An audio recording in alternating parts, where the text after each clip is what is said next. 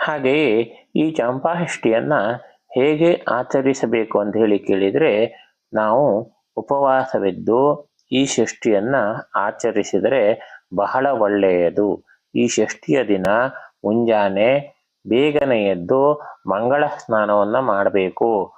ನಂತರ ಮಡಿಬಟ್ಟೆಗಳನ್ನು ತೊಟ್ಟು ಪೂಜೆಯನ್ನ ಮಾಡಬೇಕು. ದೇವರ ಮನೆಯಲ್ಲಿ ಬೆಳ್ಳಿ ನಾಗರ ವಿಗ್ರಹ ಹಾಗೂ ಸುಬ್ರಹ್ಮಣ್ಯ ಸ್ವಾಮಿಯ ಭಾವಚಿತ್ರವನ್ನು ಇಟ್ಟು ಪೂಜೆಯನ್ನ ಮಾಡಬೇಕು. ಷೋಡಶೋಪಚಾರಗಳಿಂದ ಪೂಜಿಸಬೇಕು. ಸಿಹಿಯಾದ ಪಾಯಸವನ್ನ ಮಾಡಿ ನೈವೇದ್ಯವನ್ನ ಮಾಡಬೇಕು. ಪೂಜೆಯ ನಂತರ ಉಪನಯನ ಆಗಿರುವ ವಧುವಿಗೆ ವಸ್ತ್ರ, ಫಲ, ತಾಂಬೂಲ, ಹಿರಣ್ಯಗಳನ್ನ ನೀಡಬೇಕು. ಸಾಧ್ಯ ಆಗುವಂಥವರು ಊಟವನ್ನು ಕೂಡ ಹಾಕಬಹುದು. ಈ ದಿನ ಸ್ಕಂದ ಅಥವಾ ಸುಬ್ರಹ್ಮಣ್ಯ ವಟುಗಳ ರೂಪದಲ್ಲಿದ್ದು ಪೂಜೆಯನ್ನ ಸ್ವೀಕರಿಸುತ್ತಾನೆ ಎಂಬುದು ನಮ್ಮ ನಂಬಿಕೆ. ಇದರಿಂದ ಸರ್ವ ಭಯ ನಿವಾರಣೆಯಾಗಿ ಸಂತಾನ ಎನ್ನುವಂಥದ್ದು ಪ್ರಾಪ್ತಿಯಾಗ್ತದೆ. ಯಾವುದೇ ರೀತಿಯ ಚರ್ಮ ರೋಗಗಳಿದ್ರೂ ಕೂಡ ಪರಿಹಾರ ಎನ್ನುವಂಥದ್ದು ಆಗುತ್ತವೆ. ಈ ದಿನದಂದು ಉಪವಾಸವನ್ನ ಆಚರಿಸುವವರು ರಾತ್ರಿ ಪುನಃ ಸುಬ್ರಹ್ಮಣ್ಯ ಸ್ವಾಮಿಯನ್ನ ಪೂಜೆ ಎನ್ನುವಂಥದ್ದನ್ನ ಮಾಡಿ ಆರತಿಯನ್ನ ಮಾಡಿದ ನಂತರವೇ ಫಲಾಹಾರವನ್ನ ಸ್ವೀಕರಿಸಬೇಕು. ಈ ದಿನ ಸುಬ್ರಹ್ಮಣ್ಯನ ಸ್ತೋತ್ರ, ಅಷ್ಟಕ, ಭುಜಂಗ ಸ್ತೋತ್ರ, ಕಂದರ್ ಷಷ್ಠಿ ಕವಚ ಸ್ತೋತ್ರಗಳನ್ನ ಪಠನ ಮಾಡಲಾಗ್ತದೆ.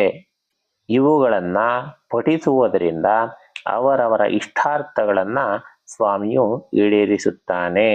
ಅಷ್ಟೇ ಅಲ್ಲದೆ ರಾತ್ರಿ ನೆಲದ ಮೇಲೆ ಮಲಗುವುದು ರೂಢಿಯಲ್ಲಿರುವ ಸಂಪ್ರದಾಯ. ಈ ದಿನ ಸುಬ್ರಹ್ಮಣ್ಯ ದೇವಸ್ಥಾನಕ್ಕೆ ಭೇಟಿ ನೀಡುವುದು ಅತ್ಯಂತ ಮಂಗಳಕರ ಎಂದು ಪರಿಗಣಿಸಲಾಗ್ತದೆ. ದೇವಾಲಯದಲ್ಲಿರುವ ನಾಗರ ಕಲ್ಲುಗಳಿಗೂ ಈ ದಿನ ವಿಶೇಷ ಪೂಜೆಯನ್ನ ಸಲ್ಲಿಸುತ್ತಾರೆ. ಇನ್ನೊಂದು ವಿಶೇಷ ಹೇಳಿದರೆ ಶಿವನ ಪೂಜೆಯನ್ನ ಮಾಡುವುದು ಈ ದಿನ ತುಂಬಾ ವಿಶೇಷವಾಗಿದೆ. ಶಿವನಿಗೆ ಅಭಿಷೇಕ ಪೂಜೆಯನ್ನ ಮಾಡಿ ಬಿಲ್ವಪತ್ರೆಯನ್ನ ಅರ್ಪಿಸಲಾಗ್ತದೆ. ಸಕ್ಕರೆಯಿಂದ ತಯಾರಿಸಿದ ನೈವೇದ್ಯವನ್ನ ಶಿವನಿಗೆ ಅರ್ಪಿಸಲಾಗ್ತದೆ. ಈ ದಿನದಂದು ವಿಶೇಷವಾಗಿ ಪೂಜಿಸುವುದಕ್ಕೂ ಅನೇಕ ಕಾರಣಗಳಿವೆ.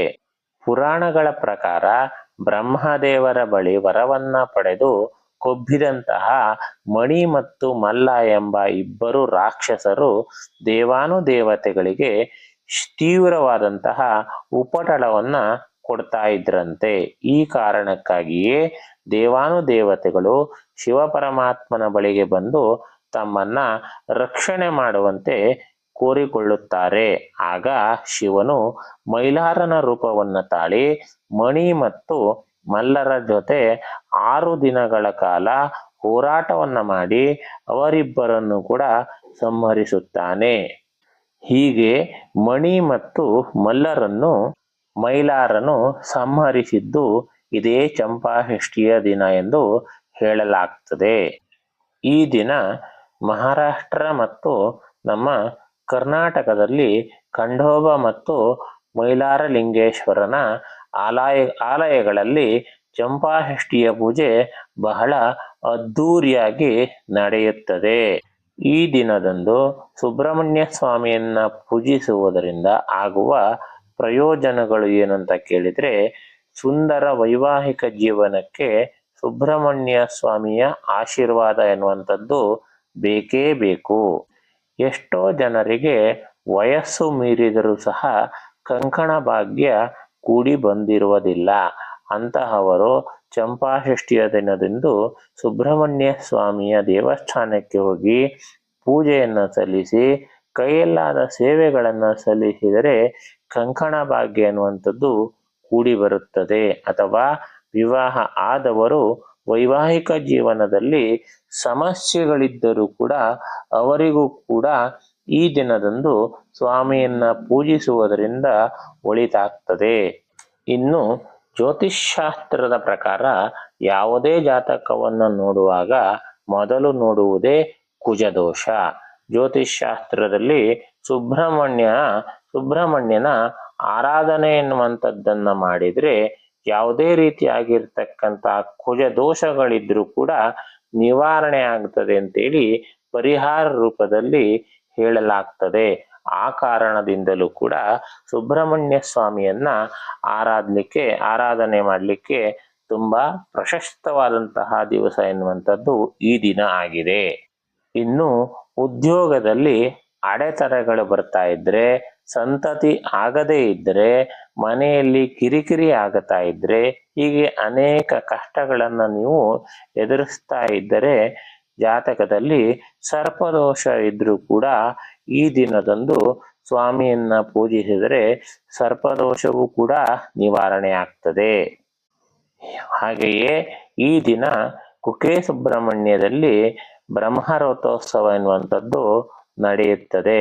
ಆ ಸಮಯದಲ್ಲಿ ಗರುಡನು ಆಗಮಿಸಿ 3 ಪ್ರದಕ್ಷಿಣೆ ಹಾಕುವುದು ಈ ಸಂದರ್ಭದ ವಿಶೇಷತೆ. ಗರುಡ ಬರದಿದ್ದರೆ ರಥವು ಮುಂದೆ ಹೋಗುವುದೇ ಇಲ್ಲ. ಎಲ್ಲೇ ಇದ್ದರೂ ಆ ಸಮಯಕ್ಕೆ ಬಂದು ಆಕಾಶದಲ್ಲಿ ಗರುಡ ಪಕ್ಷಿ ಎನ್ನುವಂಥದ್ದು ಹಾರಾಡ್ತಾ ಇರ್ತದೆ. ಇಷ್ಟೆಲ್ಲ ಮಾಹಿತಿಯನ್ನ ತಿಳಿದುಕೊಂಡಂತಹ ನಮ್ಮಗಳಿಗೂ ಕೂಡ ಆ ಸುಬ್ರಹ್ಮಣ್ಯ ಸ್ವಾಮಿಯ ಅನುಗ್ರಹ ಎನ್ನುವಂಥದ್ದಾಗಲಿ ನಮ್ಮೆಲ್ಲರಿಗೂ ಕೂಡ ಒಳಿತಾಗಲಿ ಅಂತೇಳಿ ನಾವು ಕೂಡ ಪ್ರಾರ್ಥಿಸ್ತೇವೆ. ನೀವು ಕೂಡ ನಿಮ್ಮ ಕೈಲಾದ ರೀತಿಯಲ್ಲಿ ಪ್ರಾರ್ಥನೆ ಎನ್ನುವಂಥದ್ದನ್ನ ಮಾಡಿ. ಹಾಗೆ